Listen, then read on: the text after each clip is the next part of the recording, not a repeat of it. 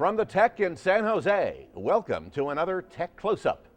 I'm Mark Albertson, and when you think technology, chances are you think Silicon Valley.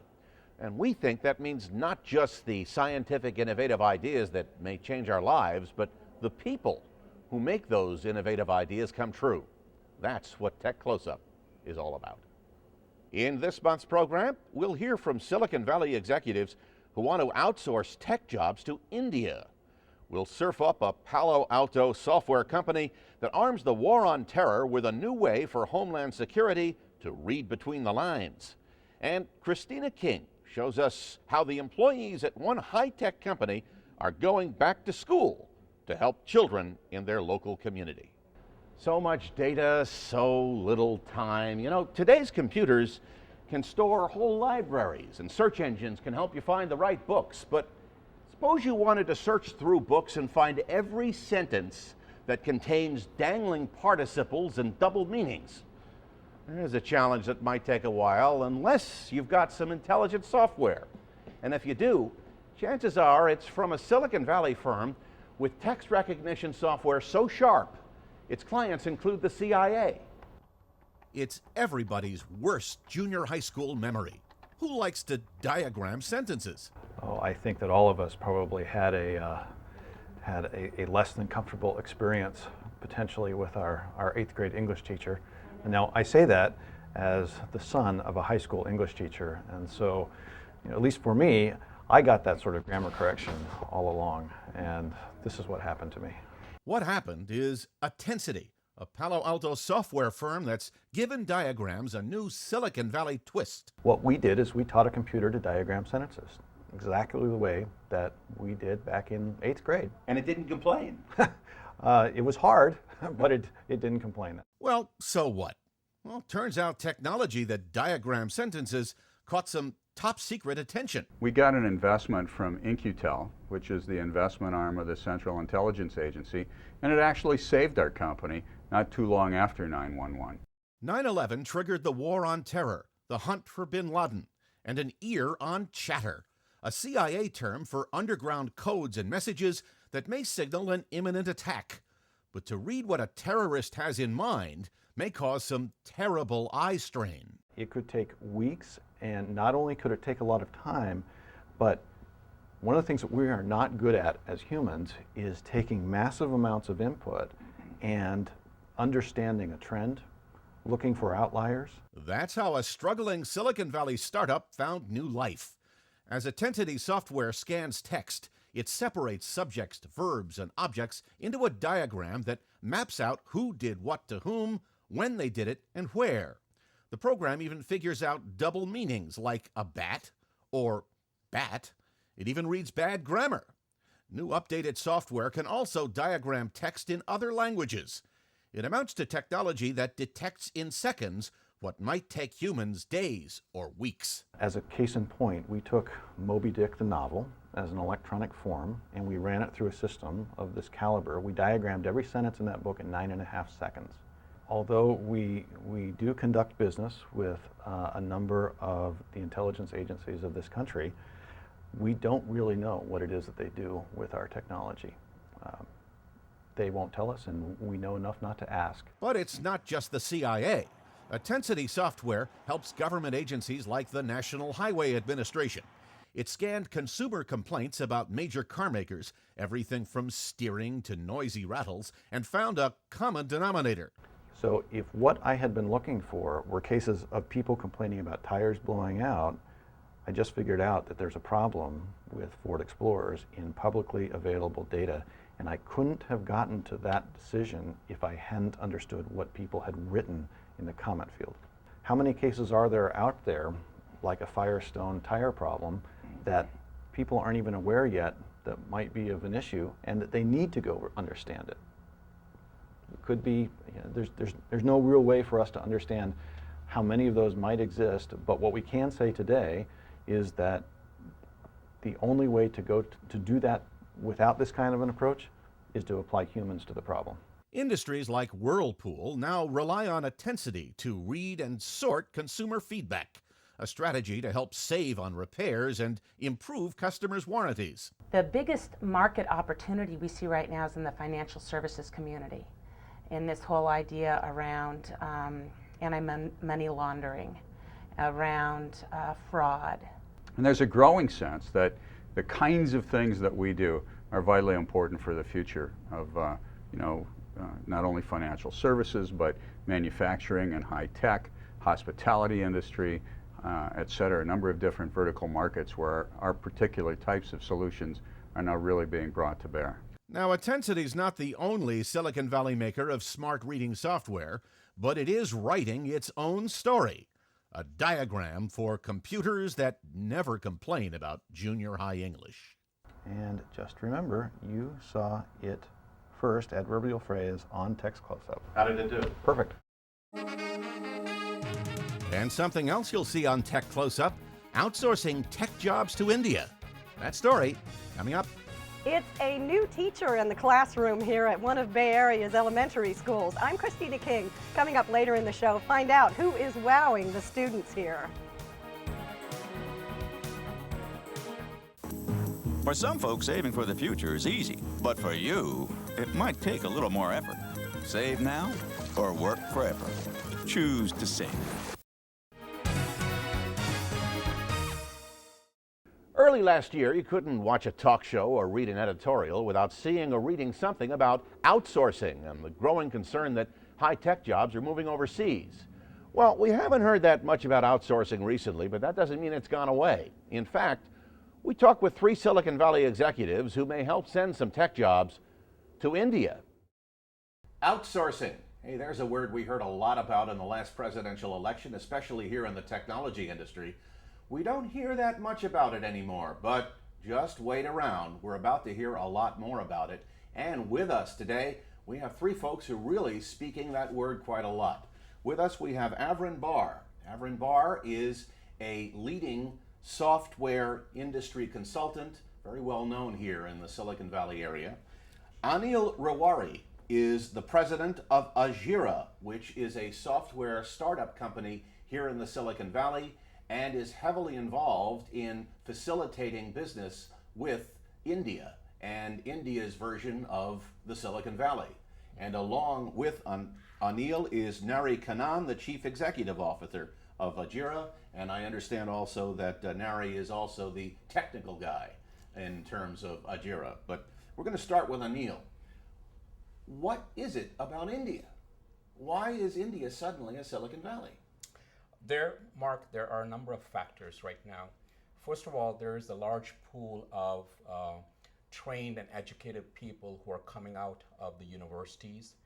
Technology is still one of the top 2 or 3 fields that people want to be in besides medicine. And with all these new types of positions like the BPO and call center positions, these are still positions that are highly aspired as opposed to, say, call centers in the US, where those types of positions might not be highly aspired positions.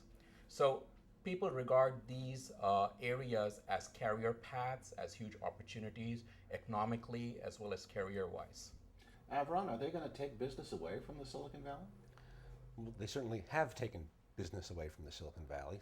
Silicon Valley was impacted very dramatically by developments, especially in India, but all over the world, in the software industry, because after 20 years of growth of the software industry in Silicon Valley with ERP systems and e-commerce systems and the big e-commerce bubble that happened, there was a dramatic slowdown in the industry, and at the same time, the opportunity to, this is in the 90s, the opportunity to source this work abroad at a lower rate, the IT work, the software work in particular, came into the picture.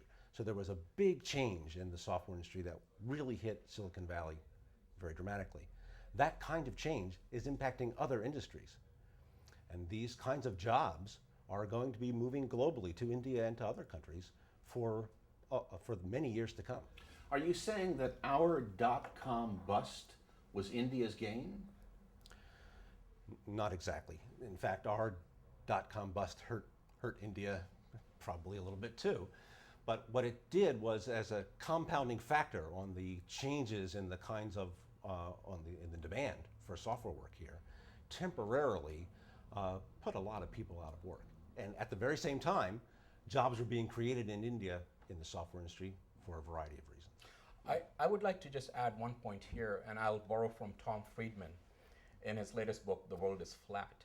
The dot-com boom created the underlying fiber optics cable infrastructure under the oceans. Almost $1 trillion was spent creating this infrastructure during the dot-com boom. And when the bust occurred, though that infrastructure was still in place, it reduced the cost of communications to cents versus dollars.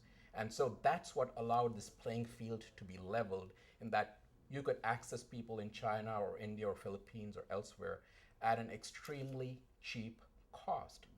So that is what sort of leveled the playing field, as per Tom Friedman. I want to follow up on what you were talking about, Nari. We're faced with, as Tom Friedman said, he wrote a recent article in the New York Times, in which he said, yes, India is supplying some of the fill-in technology and research, but it's getting so good at it that people are now starting to send everything to it. Does that mean that India is going to become a rival of the Silicon Valley? In some areas, yes, and in some areas, maybe not, because a lot of the outsourcing is really dependent upon not just availability of people and skills.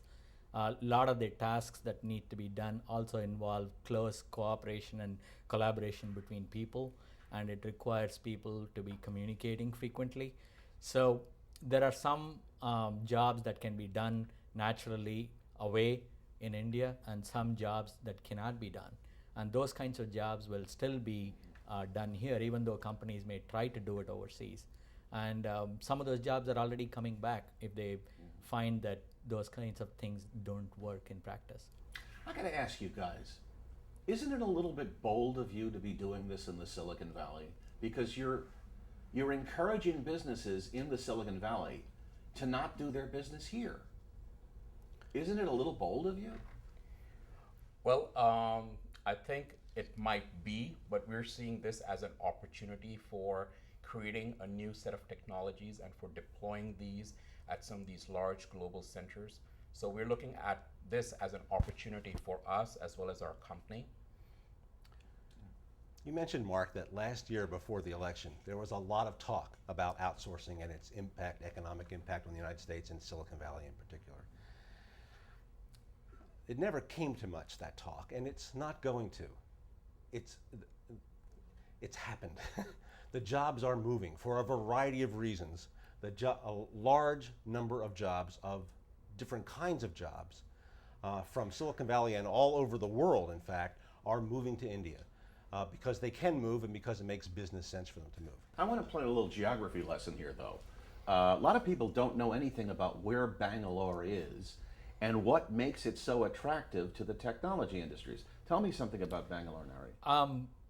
Bangalore, number one, the availability of talent. Companies that have started in the mid-50s and have slowly built up their business in the outsourcing business, that's the second reason.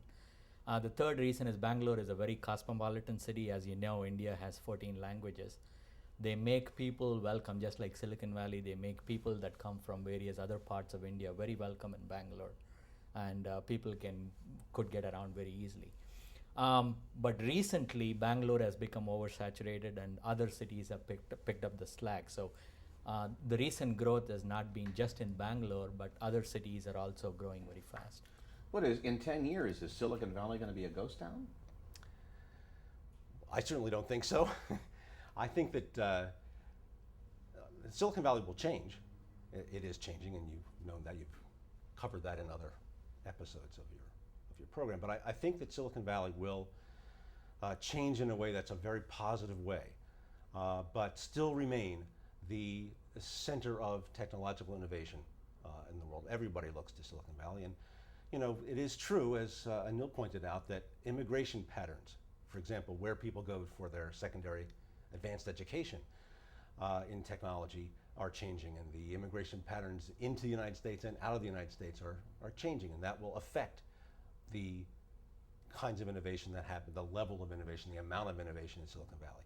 Innovation is about really bright people doing really clever things that they are expert about. And that will be more globalized too, but I still think that Silicon Valley will remain the center of innovation for a very long time to come. Not only in software, but in all kinds of technological areas. I want to ask you guys something, though, that's always been preying on my mind.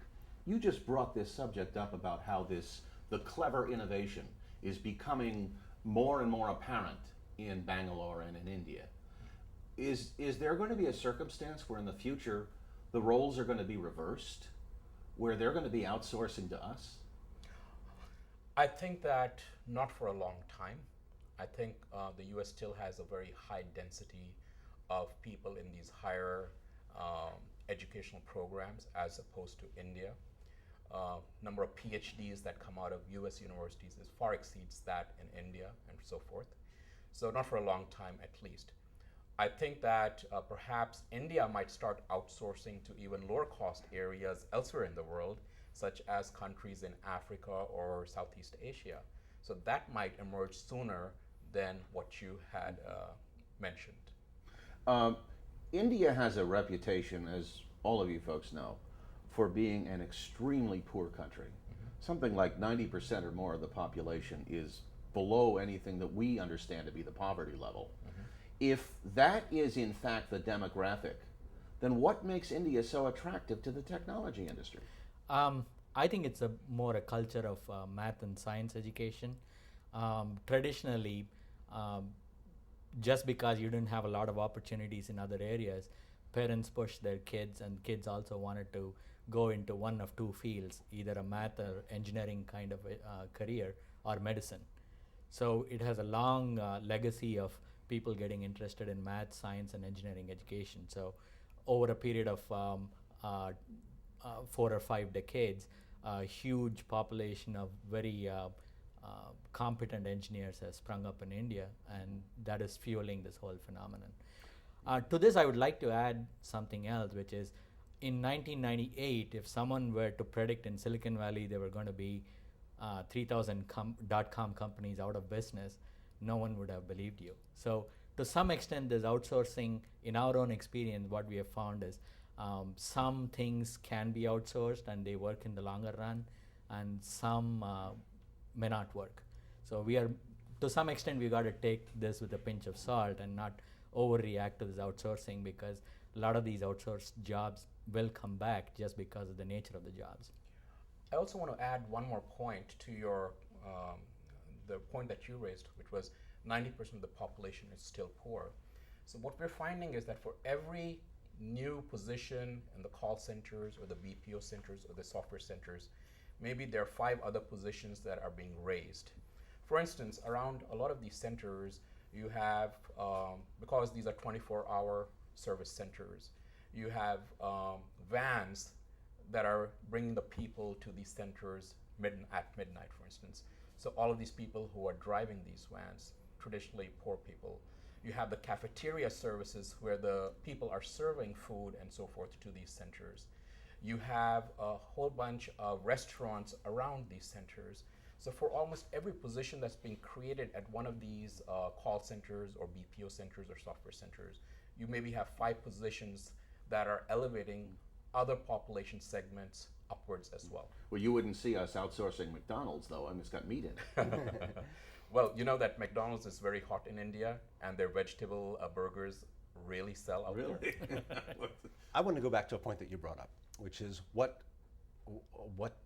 technology companies see in India, Bangalore in particular, and in other countries. It's not the outsourcing that's going to bring down Silicon Valley. It's the choices that young people make about the kinds of education and careers that they want to pursue. As Anil and Nari both pointed out, in India and in other countries too, math and engineering education and math and engineering careers are very highly prestigious careers, much more so than in the United States. And the downturn since the dot-com bust of interest in engineering and science and math programs in the universities, it's very dramatic. Never has been good. It's worse now than it was, and it's going to have a long-term impact on the viability of Silicon Valley and the United States technology industry in general. You're talking about the educational system. That's and right. the family system. That's right. Think about it. Even in Silicon Valley, the number of engineers and eventually entrepreneurs and now venture capitalists who came from other countries was very high, always has been very high. The fact that those people are less inclined to come here because there are opportunities elsewhere, and the United States is producing less engineers than it used to produce, is going to be a combination factor that we're going to have to deal with. And I'm sure in the Silicon Valley we'll be watching this business grow. All right, I'm going to get the names right here. Avrin Barr, a technology consultant, very well known here in the Silicon Valley, and from Ajira, a startup software company that's facilitating business with outsourcing technology and outsourcing companies in Bangalore and other cities in India. Anil Rawari, the president of Ajira, Nari Kannan, chief executive officer. Gentlemen, thank you all for joining us here on Tech Closeup.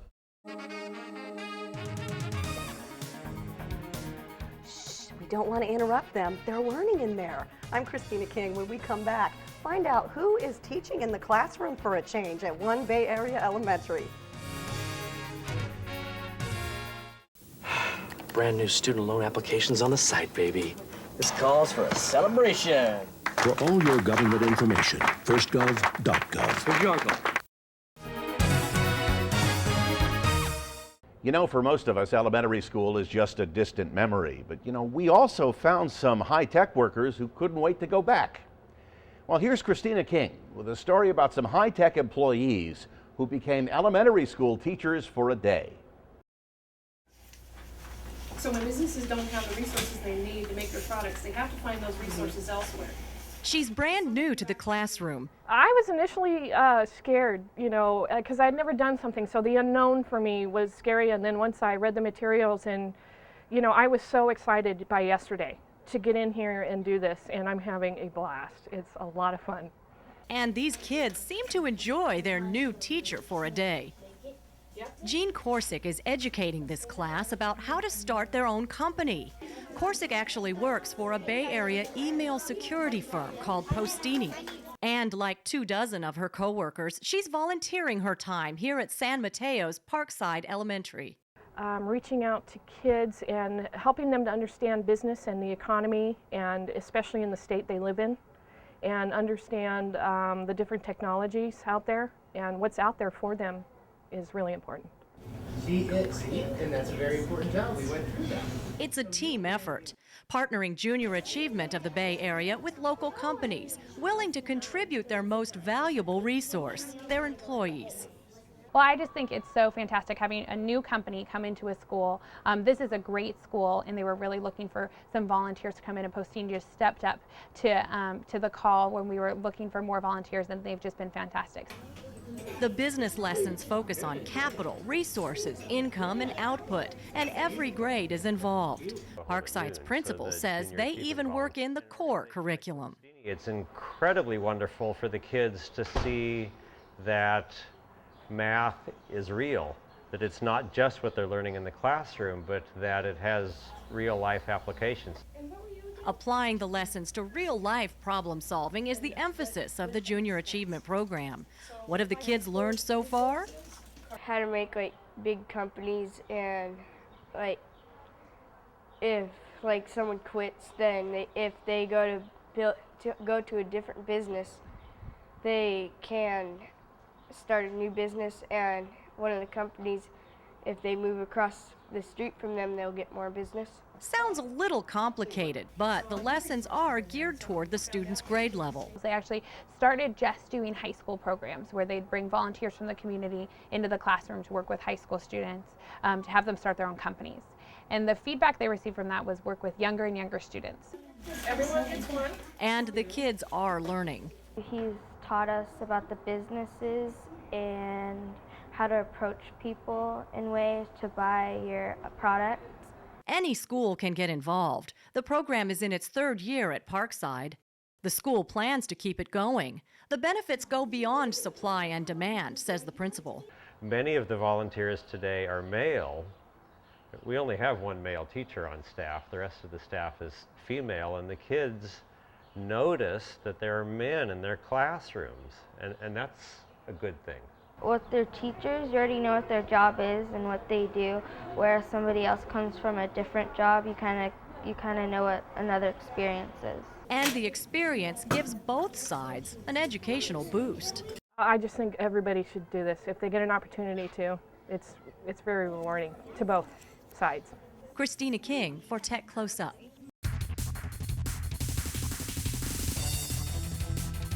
Well, it's time to chew on another Tech Bite. This is when we take a little moment to explain some science and technology, and no better place to learn about it than here at San Jose's Tech Museum of Innovation. We're joined, of course, by our favorite explainer, the museum's Tony Santos. How you doing, Tony? Thank you. Now, Tony, we're surrounded by genetics, but why a stack of books? Right. Well, we try to make exhibits really easily. We try to explain them very easily for our audience, get everyone sort of on the same page with what we're doing. Here, we've taken this big concept of genetics and genetics medicine that's hard for a lot of people to understand. We break it down into really simple terms. We've taken this double helix and we've built it out of about 300 cookbooks. The analogy that we make in the museum is that your genes are like recipes that are handed down from your ancestors. So on one hand, you sort of get what you get when you're born, but how you live your life dictates how the recipe goes, basically. So if you look at a chocolate chip cookie recipe, different environmental factors, heat, altitude, things like that affect the recipe. Now, you aim this at kids, but do adults learn from this? Absolutely. We primarily target middle school age kids, but adults get so much out of this exhibit. There's something for everyone. Again, a lot of times the kids are more savvy than the adults, so there's really something for everyone here. And of course, this is kind of the signature of the Valley and the Bay Area, which is genetics. Yeah, a huge biotech industry here in the Bay Area. We partner with all those companies on the content of the exhibits that we develop. And people really need to understand these technologies that are affecting their lives, and I think we do it in a pretty successful way. Tony, thank you very, very much for explaining us such an important topic. Now, if you've got something that you would like to be explained in science or technology, well then write us at Tech Bites. You can find a link to Tech Bites on our website, www.techcloseup.com.